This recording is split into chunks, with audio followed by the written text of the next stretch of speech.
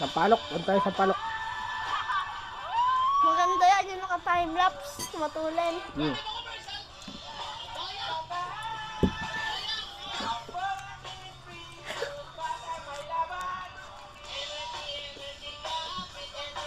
Ano? Tama idol. Tayo sampalok. Bayabas yung pakita mo. Bayabas pa oh.